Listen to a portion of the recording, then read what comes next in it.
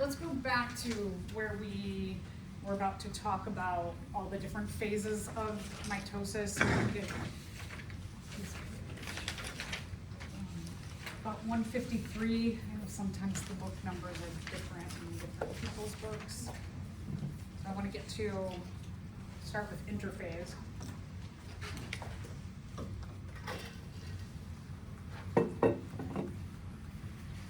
Interphase, so I'm just going to go back to this for 1 second. So one thing I don't like about this graph is that interphase really consists of a G0 phase plus a G1, S, and G2. This is kind of showing you all the portions of the cell getting ready to divide. But there's really a huge G0 phase, and I think they don't put it on here because the G0 phase is like the cell's doing its everyday, what it needs to do for the tissue, or maybe it's just an individual cell working, could be a tissue, could be an organ, that it's doing its everyday thing. So like if it's a heart cell, its biggest job is to contract and relax to keep the heart pumping, and that's called G0. All of these phases, the G1, S, and G2 are what we call interphase. Interphase is when everything's getting ready to undergo cell division. We'll talk next time about cancer cells, tumor cells, what happens in here when things go awry.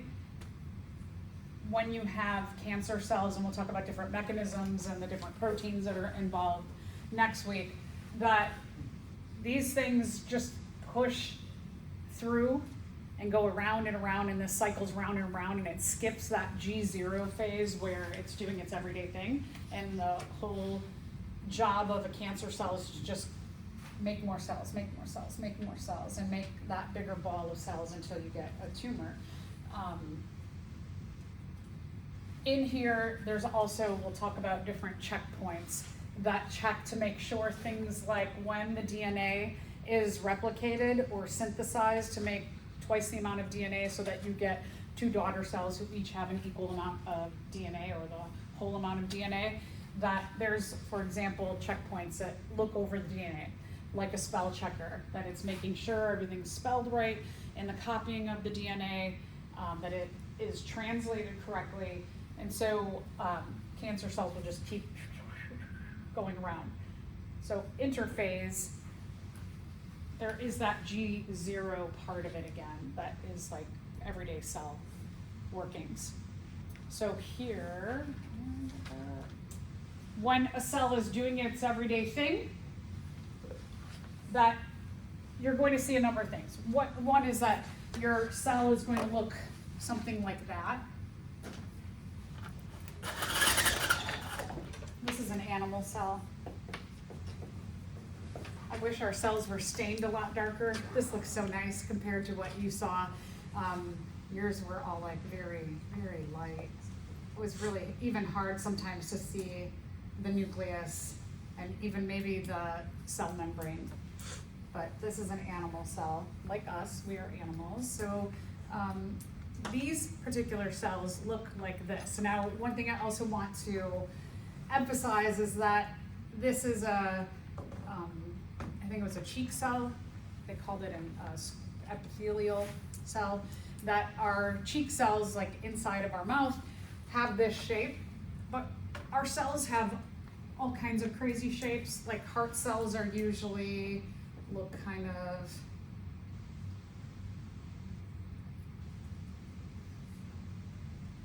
like one individual heart cell looks something like that. And a neuron gets to be like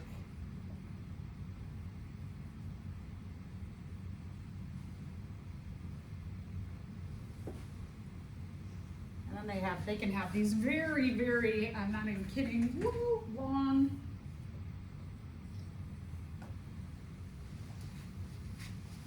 some of our neurons are super duper long and very strange on the top and the bottom. Some of your neurons start in your brain and then they coil through your spinal column and go all the way down to the tip of your toes. So you can have some neurons that are 5 feet long. Our cells are not always like this. They are a huge variety of shapes. They're shaped just like enzymes, how they are shaped to fit their substrate at their active site, that they match up with the enzyme, substrate matches with the enzyme, that you have very specific shapes of cells to do their specific function. So I always just like to emphasize that not all cells are just kind of like, they look like, almost like a fried egg, right? Most of them don't look like this. So just to point that out. So the ones that you looked at under the microscope look like this. You might have seen, kind of can see like 2 dots here. The nucleolus in the cells, some cells have more than one. So sometimes you may have seen 2. Also, cells are stacked on top of each other. You have stacks and stacks and stacks of cells, especially when we're talking about skin. The cells that are in your cheek are a kind of skin cell because they're the outer layer. That sometimes they'll have 2 nucleoli, I don't know what the plural is that, sorry. And then sometimes because they're stacked, you may see the nucleolus from this cell and then a deeper cell and a deeper cell. So sometimes it looks like there's more than one for a couple of reasons. So you see those darker dots, you see a distinct nuclear envelope, you see a plasma membrane. This, where you see kind of like that mottled coloration, what it's indicating to you is that the DNA is all unwound. It's like a loose, like you take a ball of twine or thread and you just unwrap it, and it needs to be loose because portions may be some of the DNA for each of the particular cells.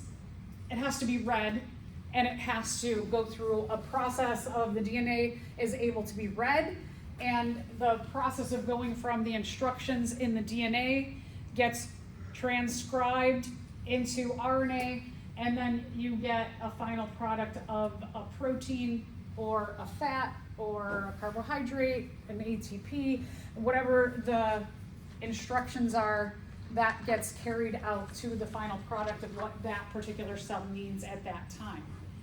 So you see this unwound loose DNA. Remember that this is called chromatin.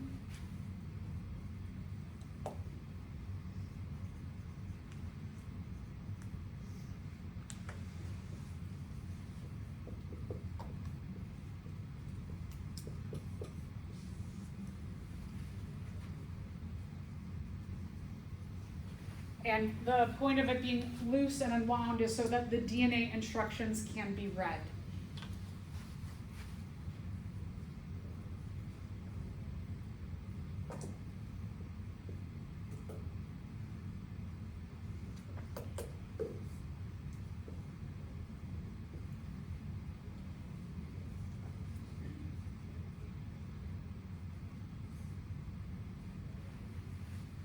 So again, the DNA is loose and unwound, so instructions on the DNA can be read so that you can produce whatever things are needed in that DNA for that cell.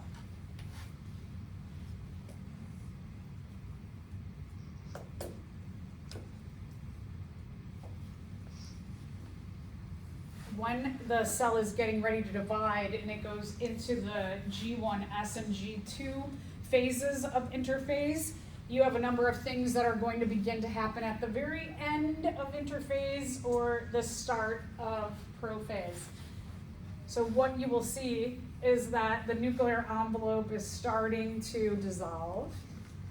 The DNA will start to go from all unwound and loose, and it'll start to wrap around histone proteins so that it can become coiled into little strands of or little pieces of DNA called chromosomes, easier to move and organize around the cell when you're doing cell division. The nucleolus, or more than one, will start to temporarily dissolve, and you'll start to get these centrioles.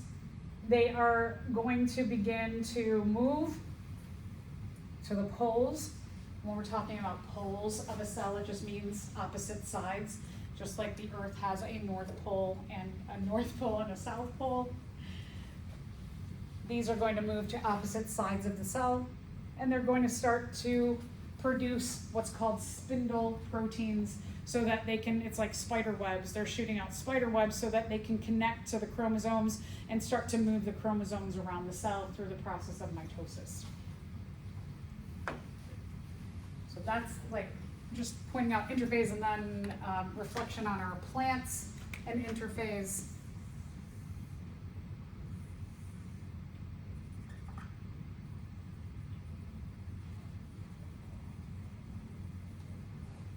That your plants have a cell wall. They were either square shaped or rectangular shaped, and you saw again the chromatin, the strands looked kind of modeled like that, and your nucleolus. Just to bring all that back from lab last week. All right, so.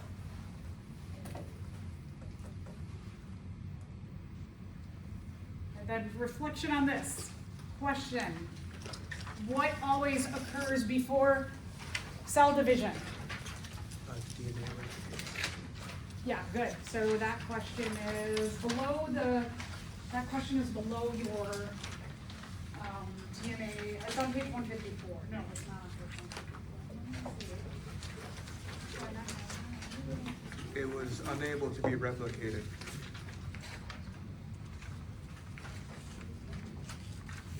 I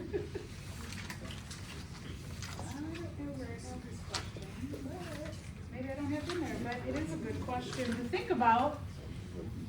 So this is just something to get in the back of your heads, regardless of whether we're talking about binary fission, mitosis, or meiosis, any kind of cell division. Do you think the organelles divide in half? No, they're not going to divide in half. The cytoplasm undergoes cytokinesis. We haven't even talked about that yet. The RNA winds into DNA. Have we even talked about RNA yet? No, not yet. The DNA produces proteins. We haven't gotten there yet. That's something that happens in the everyday life of the cell. And then the DNA replicates. Right, so if we think back to the cell cycle, you have your G1S and G2 phase. The S phase is synthesis. The DNA replicates. So before you go into any kind of cell division, you have to make a double amount of DNA. You also have to make a double amount of all the organelles as well, because you're going to make 2 new cells. So everything has to replicate. But when we're talking about cell division, that big important replication that we focus on is the DNA, but again, everything has to replicate. So here's your picture of your DNA replication. That, remember, we go from our one DNA strand. Our DNA strand is going to replicate into 2 identical DNA strands when we're talking about mitosis. So 5 phases of mitosis. Also, sometimes you might call it karyokinesis or nuclear division, just as a backup. I think we missed the question, like before. It's just not in our book. It's not in our book. Yeah, it's not in the book. There was a question before it. No, there was a question on the book that Oh, did we not do that question? I thought we did that question. Oh, maybe we didn't do that question. I thought we did that question last time. Sorry. This question, I'm sorry. This question? Yeah. Is that what you were talking about? Yeah. I don't know why I thought we did that question last time. That was a whole week ago. Sorry. All right, let's do this question. So back up a little bit. That if you have 12 chromosomes, so it's good now that I talked a lot. Sometimes it's good. If there are 12 chromosomes in an animal cell in the G1 stage of the cell cycle, so look at you have a picture of the cell cycle right next to the question. You have 12 chromosomes in G1. what's the diploid number of chromosomes of the organisms? My question to you is, has the DNA replicated yet at G1? No. No, okay. So, if some animal has 12 as their diploid number in G1, what is the diploid number of chromosomes for that cell? 12. Yes, okay. So 12. So the DNA hasn't replicated yet, which means that in the G1 phase, you have the diploid number. Let's just put some numbers down on this now.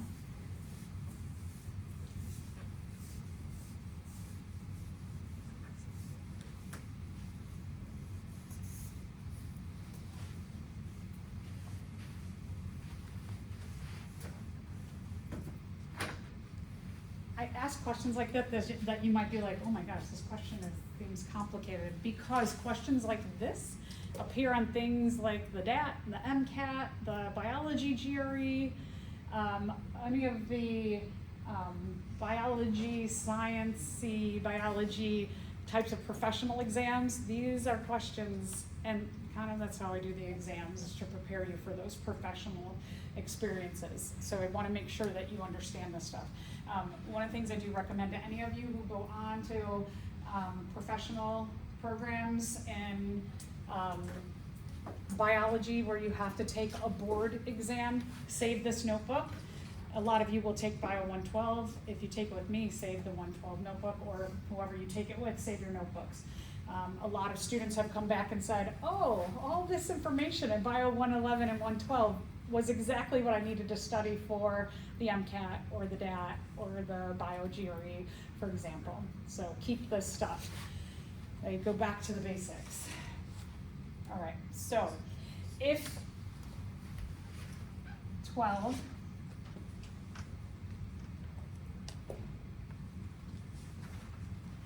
so remember a number of things in terms of the numbering. That 12 is the diploid number, or 2n. You have 2n, means 2 sets. N is a set. You get a set from biological mom and a set from biological dad.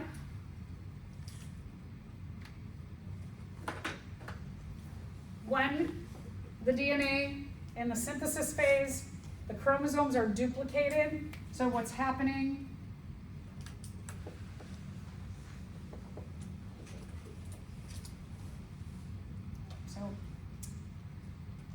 And I'll get to talking about why I'm going to call it 12 times 2 and not 24 in a little bit.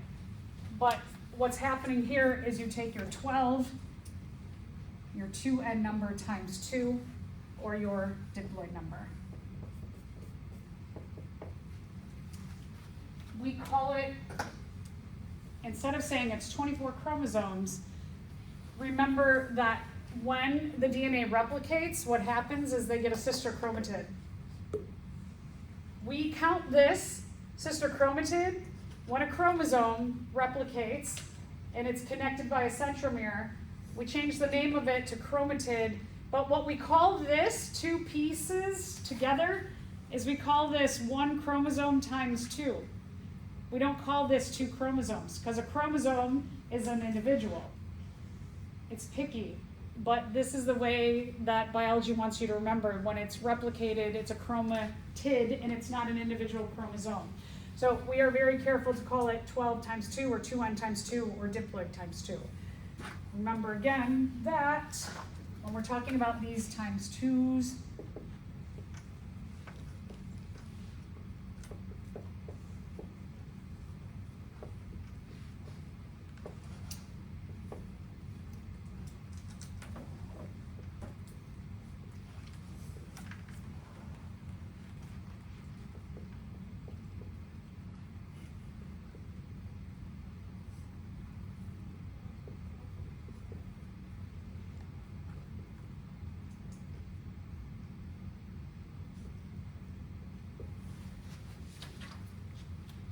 so the 2 chromatids, this times 2 means you have 2 chromatids connected by a centromere, which equals 1 chromosome with 2 sister chromatids. Picky, I know. It's picky language. but the emphasis is that you have a chromosome that is replicated and connected. When they're connected, they are not a chromosome, they are chromatids.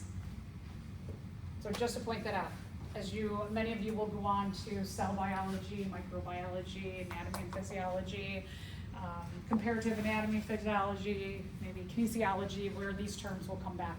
And just, this is the place where you need that base knowledge to understand, because they'll probably, a lot of your professors will gloss right through this, and you'll be like, what was that thing? That's what that thing is.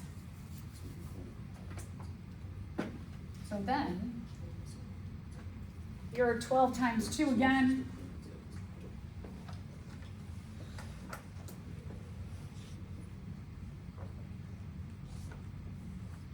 Sticks here. And all of this still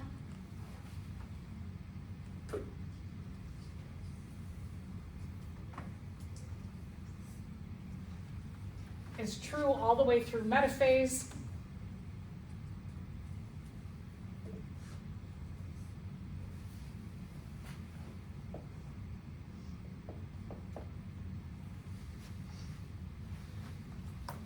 In anaphase, the groups are separating into a group of 12 and a group of 12.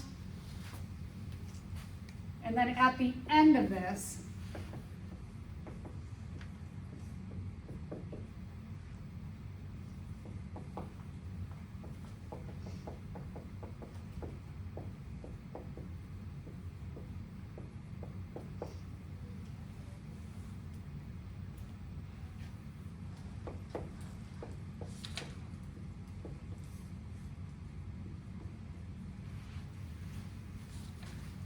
at the end of telophase and cytokinesis, you end with 2 cells that are both diploid, both 2N, both have 12 chromosomes.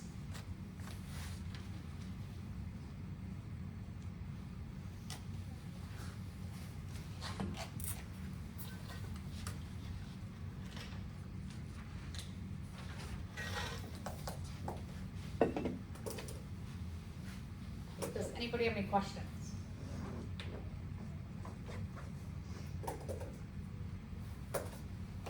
All right, if you want to take a picture, you can take a picture.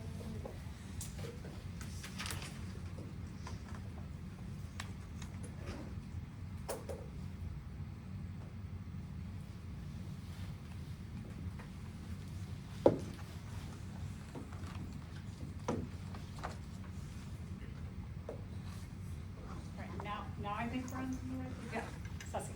I don't know if this question's gonna make sense. So whenever it's referring to the chromosomes as chromatid, it's during cell division only? Yes, during cell division only, yeah, yeah.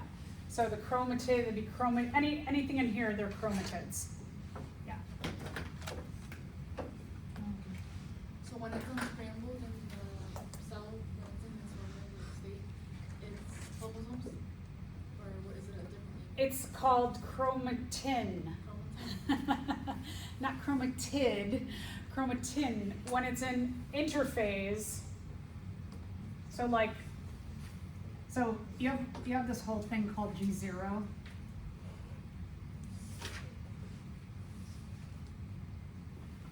And your DNA is chromatin. Yeah. Why they have chromatin? I think they wanted it all to be like chroma something, chromosome, chromatids, chromatin, but it's like, come on, people, give us a little more latitude than one letter. So yeah, the DNA in G0, the DNA is chromatin, and then you have, kind of still chromatin, and then the DNA becomes two chromatids, and then here you have chromosomes.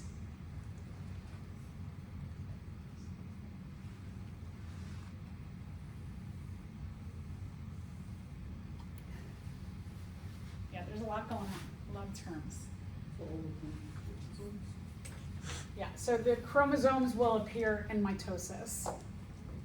Chromatin in the everyday life, G0 stage, and then you get after synthesis, your DNA becomes two chromatids. Your chromosomes are connected and together as chromatids until they separate, and then they become chromosomes, and then back to chromatin. What did you say that there's two from Two chromatids connected by a centromere. I know sorry for y'all in the back. Chromatids are a chromosome with two sister chromatids, genetically identical. Yeah, good questions.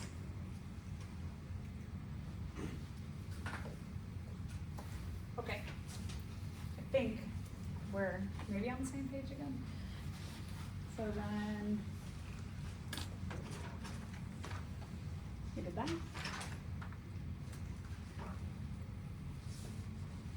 All right, we're about to talk about mitosis.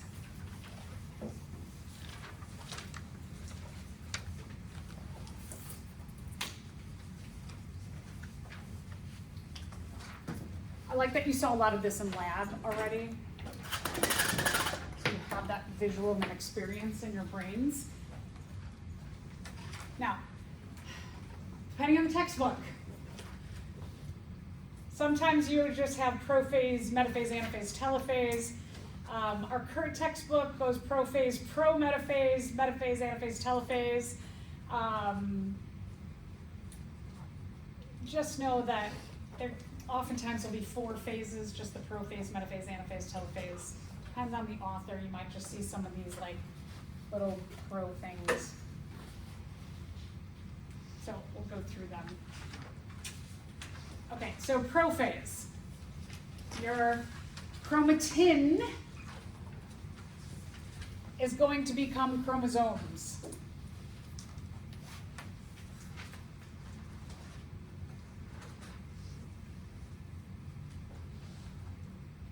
They wrap around histone proteins with the help of condensin proteins. Because it's pretty complicated. There's tons of DNA, tons and tons and tons of it. To get them from being all unwound to wrapped into these very, very, very tightly packed chromosomes, you need a couple of helpers.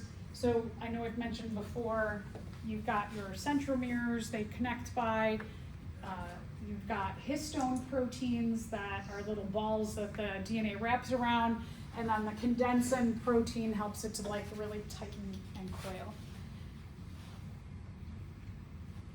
The nucleolus temporarily dissolves, so all the parts are there in the cytoplasm, they just dissolve temporarily.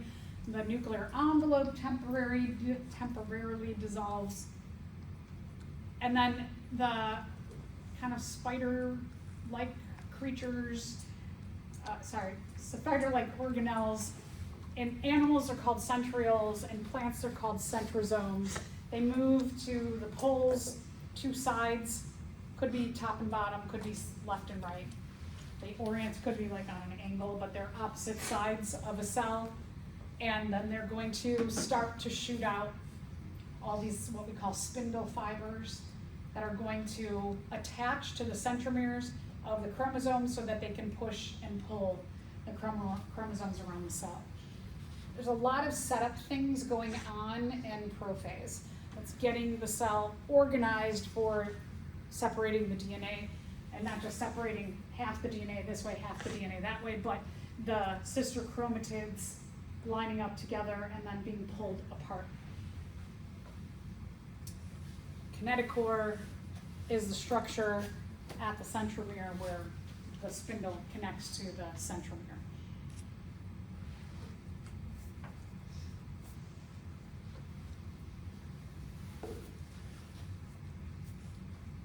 So this is a little dark here.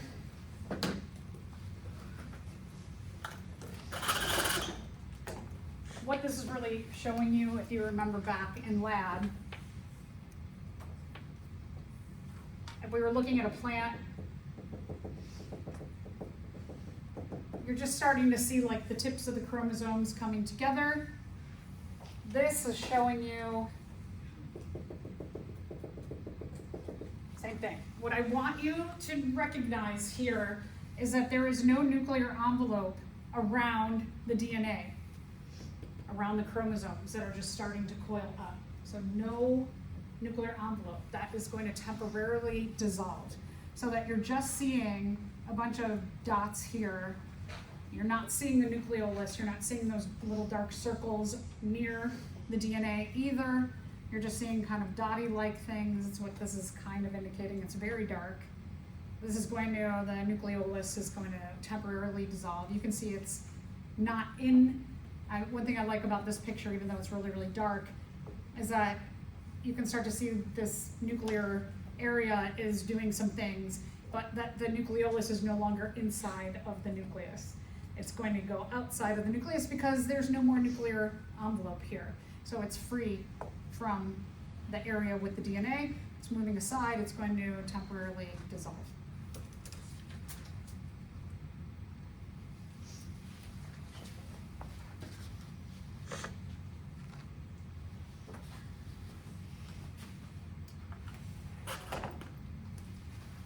Okay, so prometaphase.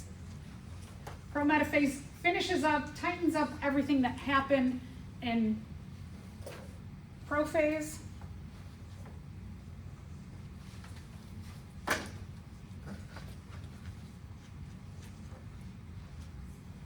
The spindle is really starting to fully form here. What you usually see in prometaphase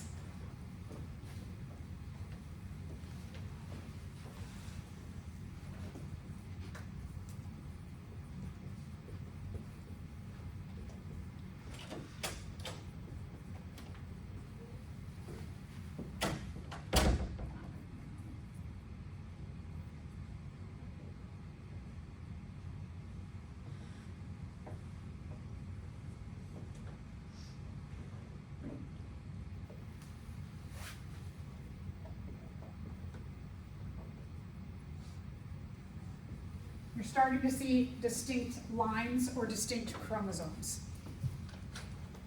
So in prophase, the DNA is just starting to condense, and in prometaphase, you start to see actual lines. So just to point out the difference. The other thing that you will start to see here in prometaphase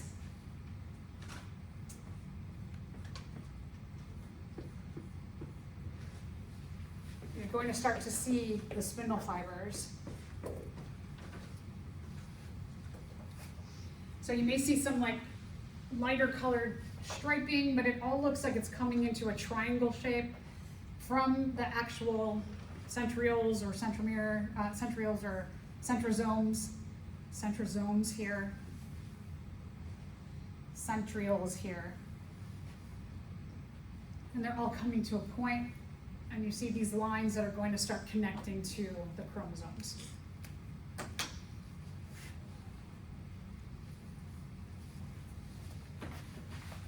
So that's your prometaphase, just the difference between the two. So in your illustration, you're seeing this kind of thing. That you have, this is an animal cell. You see the, again, poles just mean opposite sides of the cell. That's where your, if we're talking about an animal, your centrioles are going to post up, and then they're going to start shooting out that spindle to connect to the centromeres of all of the chromosomes on each side. The job here is that this spindle is going to orient all of the chromosomes so that they are side by side and that they can pull the sister chromatids apart.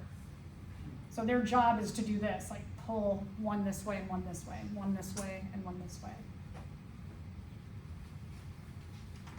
And the poles doesn't mean it's just opposite sides, or is it what they're called? Pole means opposite side, just like North Pole and South Pole, east and west, whatever you want it, whichever way, it's just two different sides. Sometimes the poles will be like this way, this way, this way, as long as they're on opposite sides of the cell. I don't know that cells necessarily know they're north and south and stuff like that, so just the opposite sides. All right, metaphase. What you're seeing here is that the spindle are pushing all the chromosomes into the middle. You can also see they're oriented the same way, that they're all laying in the same direction so that in the next phase, anaphase, they can be pulled apart. So in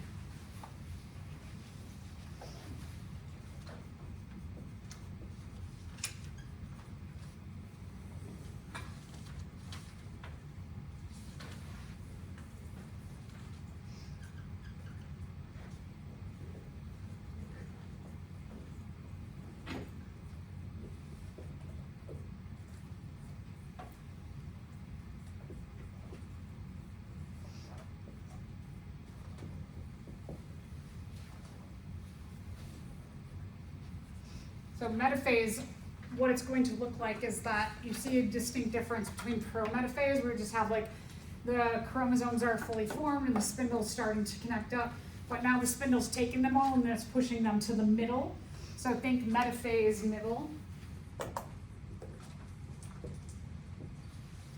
The chromosomes are all going to the chromatids are all being forced and pushed to the middle. And then they're all orienting themselves in a line so that the sister chromatids are all lined up together in the same way. So, the spindle fully forms in metaphase. Here in our picture, you can see the chromosomes are all lined up in the middle, and I love this. This is a great one because you can see the spindle in the actual microscope. You can see it formed. The metaphase of the plants. So here you see this is an animal cell. It's kind of like even, like kind of like a line. You see a little straggly. I mean, this is a better one, a better image than what you all saw in lab. You probably all just saw like that, where it was just like a squiggly line in the middle. Upon further like blowing up, you could see they start to straggle. They're not all perfect because there's these two parts. Under the microscope with the plants, you definitely saw a lot more like this, where you saw distinct lines kind of coming out, and they weren't perfectly in the middle, but you saw like a line.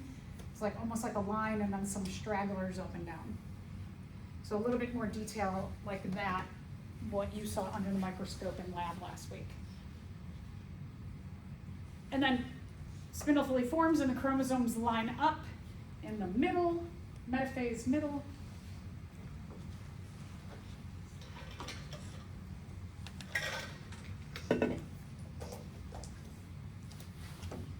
And then that brings us to anaphase.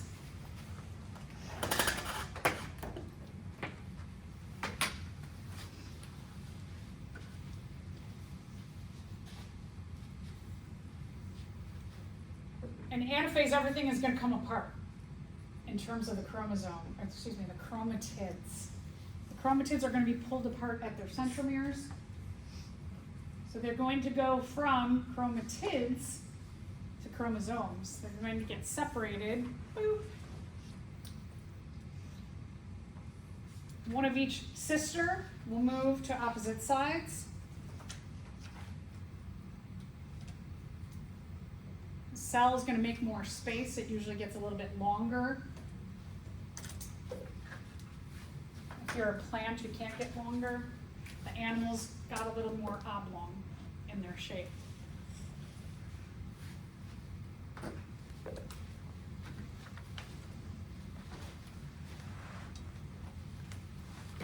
Anaphase, you don't see, it looks similar in a couple ways to metaphase. You see the chromosomes, but there's nothing in the middle here. The middle is empty in anaphase. And you do see the cells a little bit longer in shape.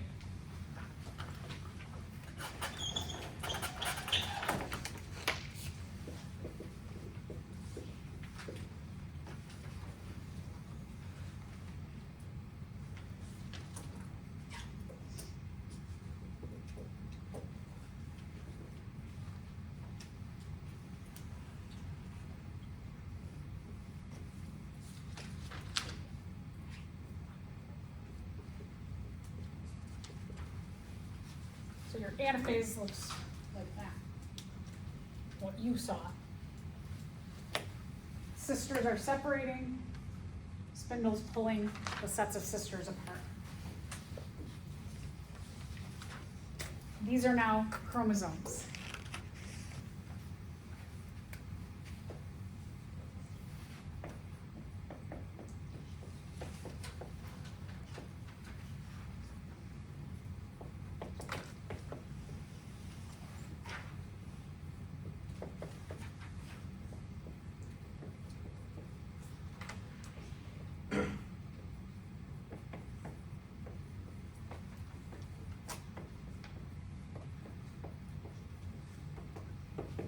So the sisters are separated, so they're individual chromosomes now.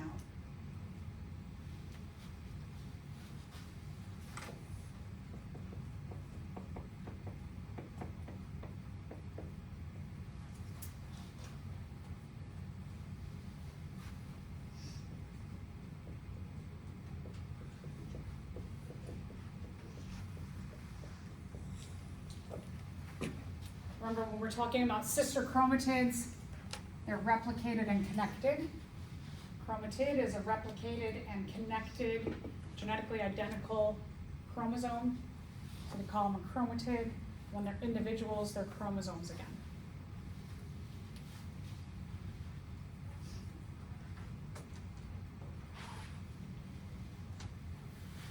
And then we just need to, now that the DNA is separated, you have to go back and get your cell ready. Each of these two new cells, this will become a cell, and that'll become a cell.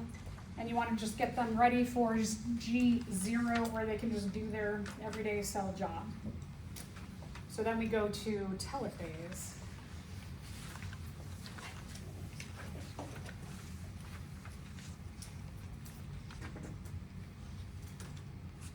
So telophase, kind of the opposite of prophase, where what dismantled in prophase we're going to put together, back together in telophase.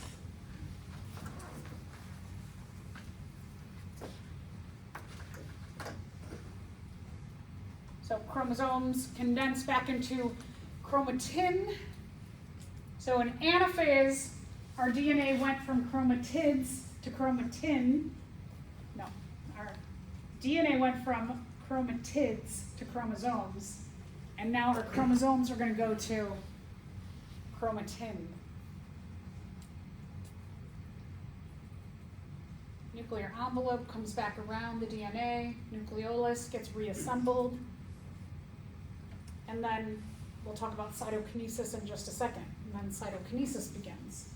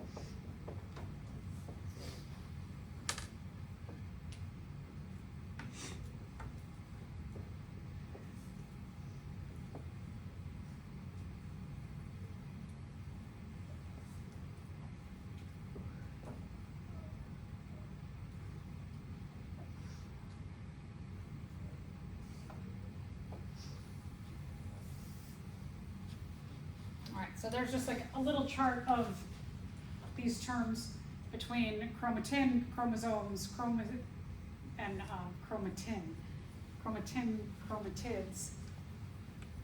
So this is G0, not go. G0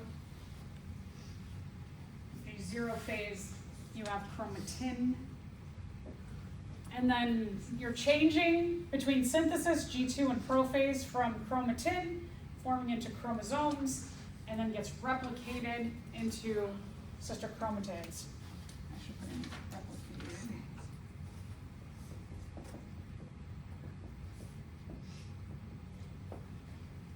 The chromosomes are replicated into sister chromatids.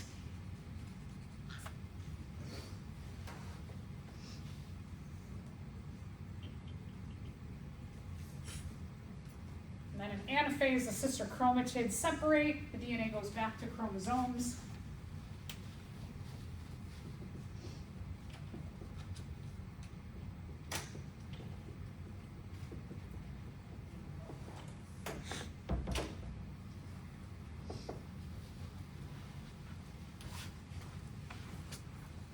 And then telophase, the chromosomes go back into unwound DNA, chromatin.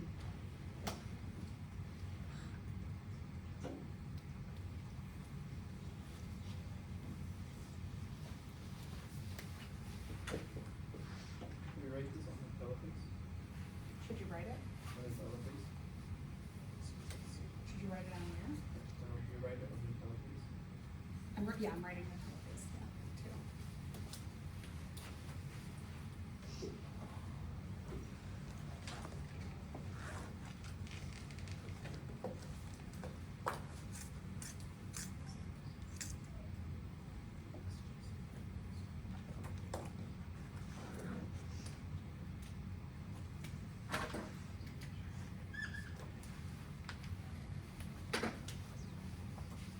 And then the telophase looks like that.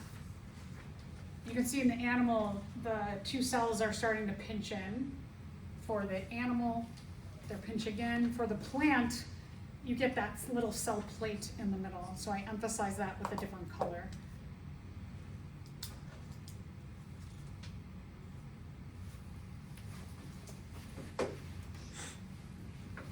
So I will make sure I have the objectives up, but definitely start getting this stuff in your brain. There's a lot of terms.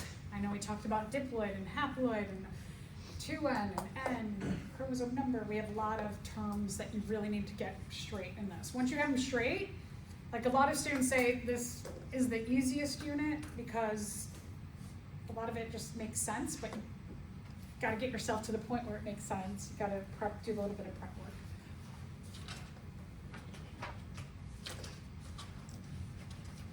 So this just, if you want to take a picture, it goes a little bit, I guess I go that way.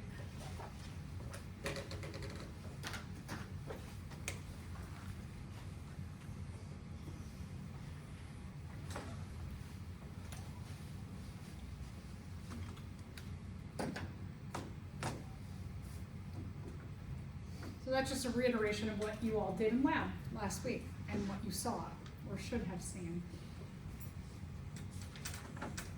So it might be good to review this with your lab today when you get back to lab to make sure you're on that page.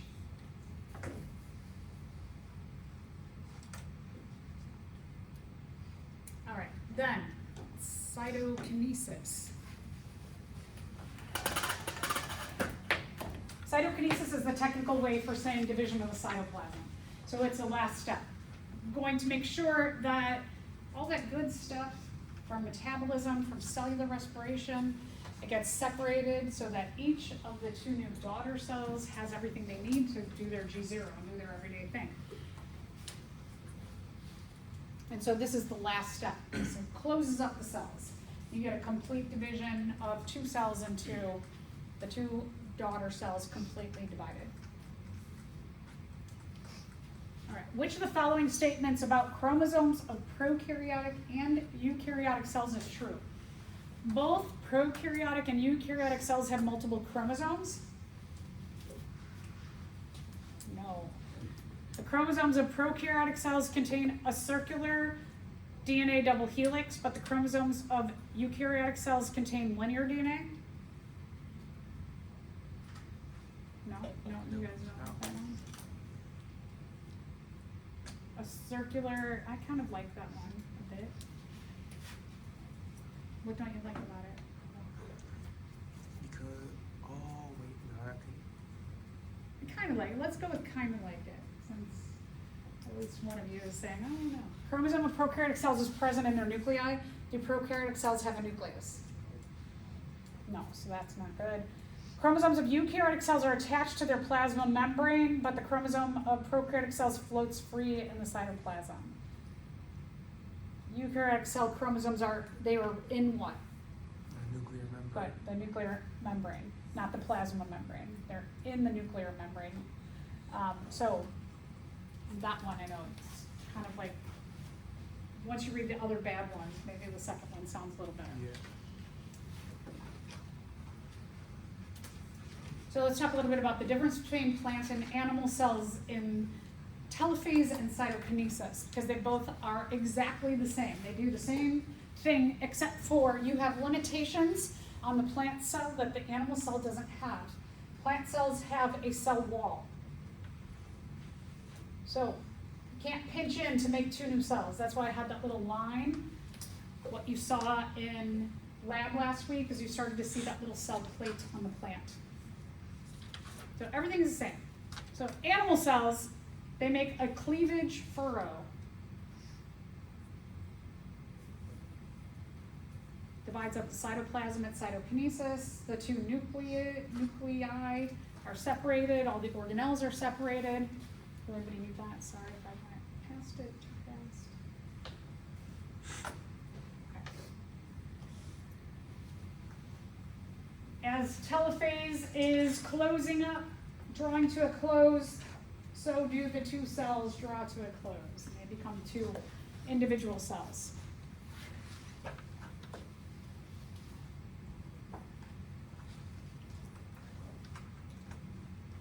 So the term cleavage furrow, if you turn this on its side,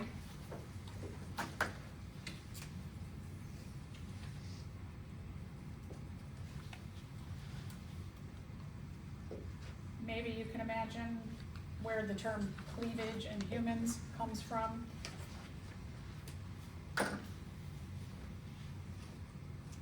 You get the pinching in, and then complete separation into the two new roundish cells, or whatever, right, again, animal cells are not all round, but whatever shape they are. Here's a really cool picture that you can see all of those little, if you remember a little bit about recognition proteins, that we have all of these signals, these identifiers on the surface of our cell that our cells and blown up really, really, really big. You can see that. They look like tennis balls.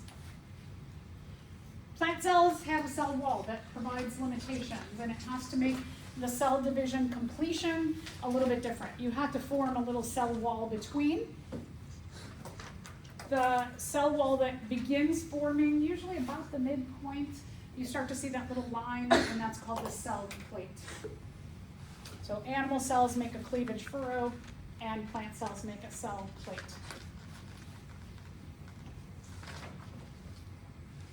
Oftentimes, anaphase and telophase will look very similar, but telophase has that little plate in there, so you know the difference between a telophase and an anaphase in a plant.